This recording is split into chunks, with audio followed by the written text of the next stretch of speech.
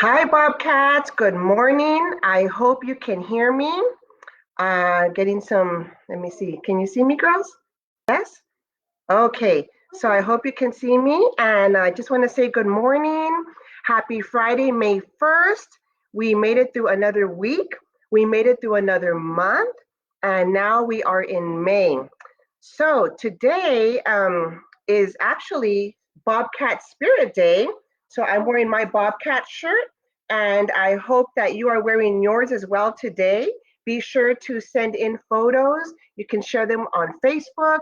You can share them on Instagram, and you can also post them in your teacher's Google Classroom if you know how to do that. Okay. So share those photos with us. Today is also another very important day. Today is Principal Appreciation Day. So today we need to make sure that we honor our wonderful principal, Miss Verduzco, make her a sign and let her know how much you love her. We love you, Miss Verduzco. I know you are watching or you might be in a meeting. You're always busy. We know that. But we just want to let you know that your staff, your teachers, your parents, we all love you and we appreciate everything that you do for your Washington family and community. I know it's different being at home, but we just want to express our appreciation and gratitude to everything that you do for us. So we do love you, Miss Verduzco. Make sure, students, that you send her a shout out, send her a message on Facebook or Instagram, or make her a picture or a message, something special, and send it to us so that we can send it to her. Okay, Bobcat. So again, Principal Appreciation Day is today, and we want to let Miss Verduzco know that we love her. All right, so now we're going to get started with our read aloud. And I just found out just a few days ago that the first Friday in May is National Space Day. Yay! I used to love, when I was in the classroom, I used to love teaching all about the planets and the moon and the phases of the moon, the orbits, the sun. That was one of my favorite topics to teach. So in honor of that, I will be reading Moon's First Friends today.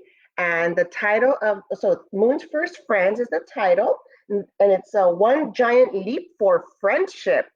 The author is Susanna Leonard Hill, and the pictures are by Elisa Paganali. So I hope you enjoy this book, even though it's like a fiction book. The moon is wishing something. The events actually did happen in real life. So let's talk about that. Here we go. Moon's First Friends by Susanna Leonard Hill.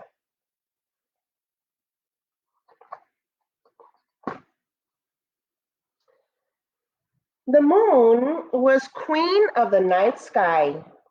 She was so bright that everything she touched glowed with silver light. But after many, many years had passed, she was lonely. If only someone would visit me, she said.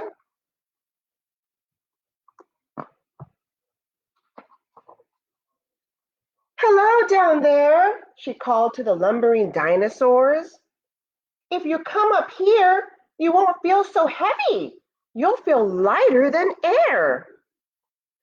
But the dinosaurs stayed where they were. So they feel lighter than air, right? Because there's no gravity in space.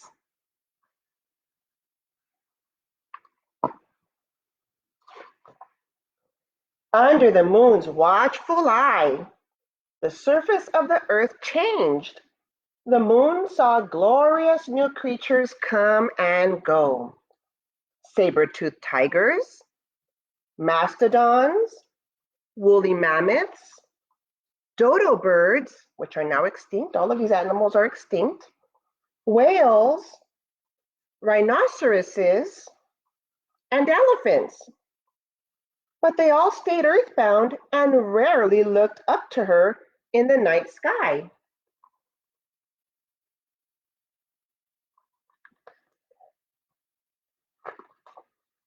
But then she saw something new. At night, People conjured fires like tiny stars. There are millions of stars for you up here, she offered. But the people stayed where they were. The moon watched as she circled and circled the earth. On the wide sweep of the hot Sahara, the Egyptians built stone pyramids that towered toward the sky. They're trying to reach me, the moon marveled. But though the pyramids were mighty, they came nowhere near high enough to reach the moon. Perhaps they didn't see her.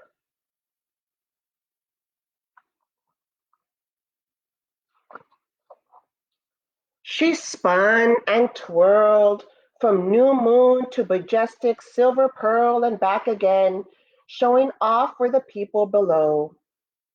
But no one came. So this is a photo, Bobcats, of the phases of the moon.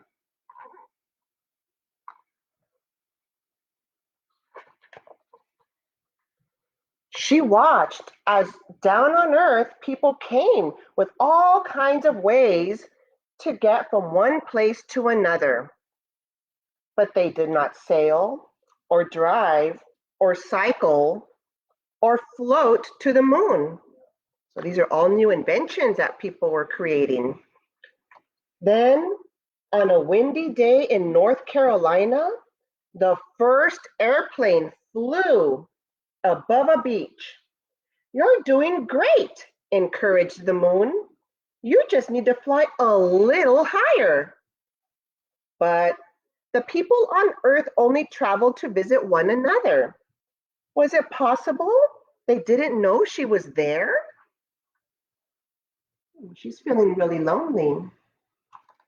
Will anyone ever reach her? At high noon, the moon slipped purposefully between the earth and the sun, blocking all the daylight. That's called an eclipse. Then she slid aside again, allowing the sun to shine through. No one could have missed that, she thought. But still, no one ventured away from the earth. Would she ever have a visitor?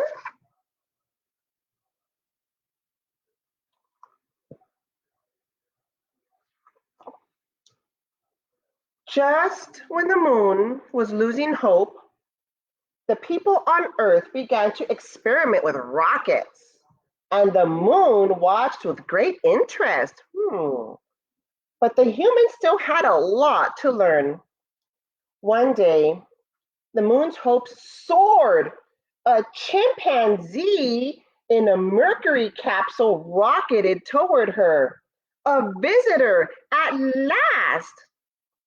But alas, he returned to Earth without reaching her. So, a piece of information, Bobcats, this chimpanzee actually did fly into space. His name was Ham. And once the museums open, the California Science Center has the actual capsule that Ham flew in. It's on the second floor. So once the museums are open again one day, maybe you can take a visit to go see the actual capsule that went into space with Ham, the chimpanzee. And then one hot July day, a tremendous rocket stood upon a launch pad with two small spaceships perched on top. The countdown began. All right, Bobcats, we're going to start with 10 and we're going to count down to liftoff. Get ready. 10, 9, 8, 7, 6, 5, 4, 3, 2, 1, liftoff. Did you hear my cat counting down too? That's Minimo. He's my 14-year-old cat. I have two. At 30 stories high and weighing 6 million pounds, the rocket rose into the air amid an explosion of flames. Slowly at first, and then faster and faster. The rocket fell away in stages, but the two spaceships hurtled toward the moon. They're coming, the moon said. They're actually coming. Look how happy the moon is.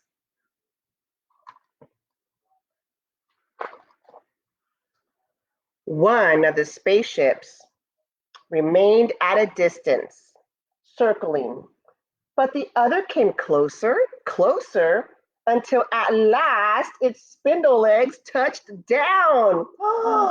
Welcome, she greeted the men who emerged from the ship.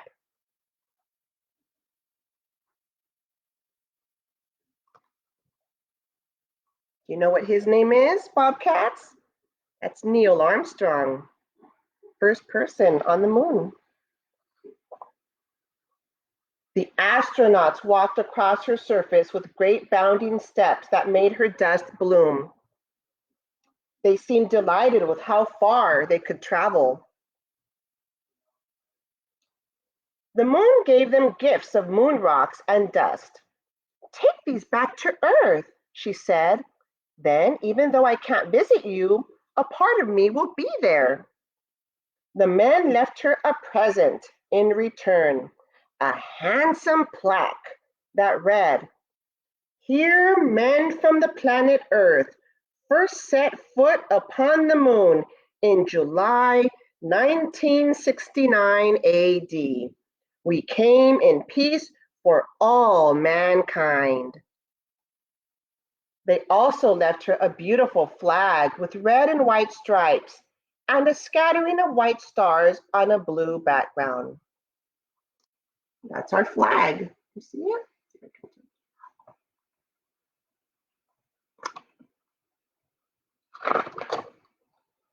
Too soon, the astronauts had to leave. Goodbye, the moon said as their ship floated away into the starry distance. Come back anytime. She sighed with happiness. At last, someone had visited.